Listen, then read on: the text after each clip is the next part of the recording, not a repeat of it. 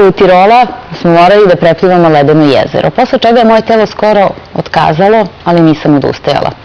I to je nedavno izjavila naša bivša košarkašica, sada fitness instruktorka Jasmina Aleksandrov, koja je uspešno završila spartansku trku u Kitzbühelu u Austriji.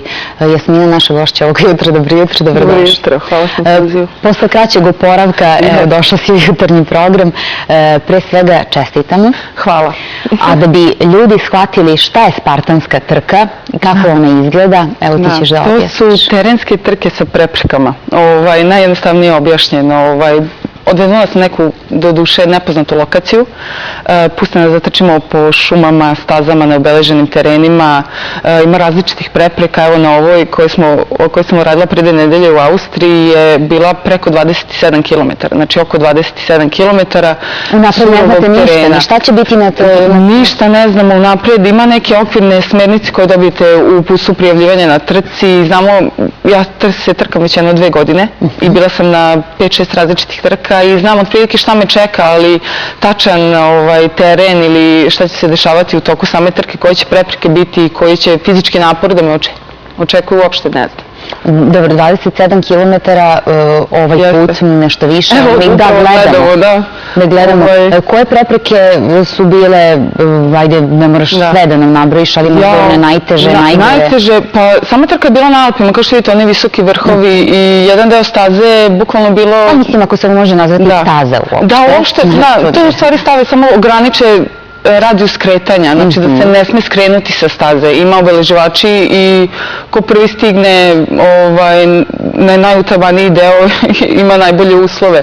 Ovo je bilo preskakanje zidova, kao što vidite, plivanje, ulazili smo u tuđe kuće, plivali kroz njihova jezera, vukli smo lance uzbrdo na oko 2000 metara visine, nosili smo džakove, plivali u zaleđenom jezeru, ronili, vukli balvane kroz reku, radili različite balans tehnike, tako da za ovu trku u suštini ne možete ni apsolutno fizički da se pripremite, nego više i mentalno i fizički, da budete konstantno koncentrisani, da svaku prepreku pređete kako treba, da se ne okliznete usput i to sve mora da se nadgradi na vašu fizičku spremu. Da, i pretpostavljam da su postojali ljudi koji vas upućuju, koji prate da li je sve regularno? Jeste, naravno, na svakoj stanici su bili volonteri koji su pratili sled događaja i bili su različiti punktovi pomoći,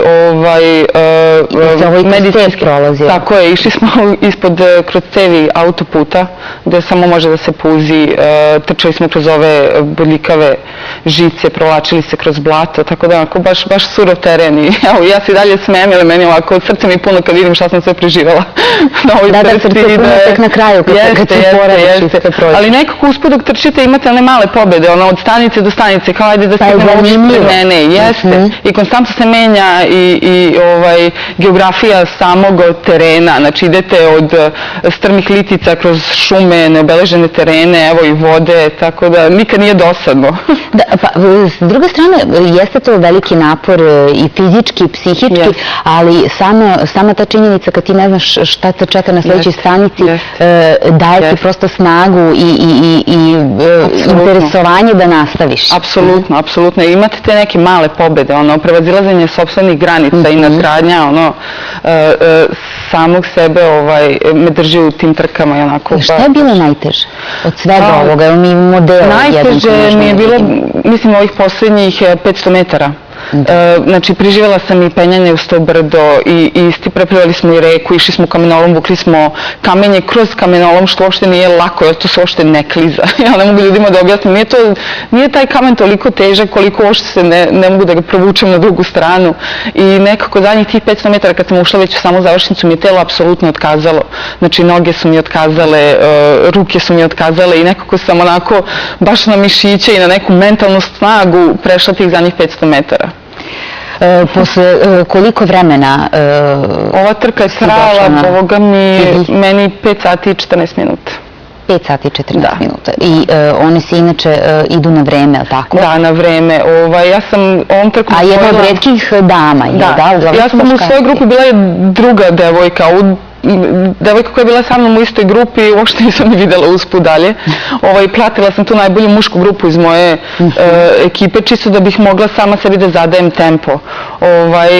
I kažem, kad treniram ovde u šumama, pošto živim gore na Zvezdari, i ona Zvezdarska šuma je moj najbolji prijatelj. Ono kad je blato i kad su najgori uslovi, ja idem napolje da treniram, ono kad nema nikog napolje, tako da se na taj način pripremam za ovakav napolje. Dobro, onaj teren i jeste za tako nešto. Odličan. Dobro, pored ove trke, bila si na još dve slične, isto Ove godine sam osvojila spartansku trifektu. Istrčala sam 3 trke u jednoj trkačkoj sezoni, preko 5, preko 15 i preko 25 km, to je bila i ova poslednja.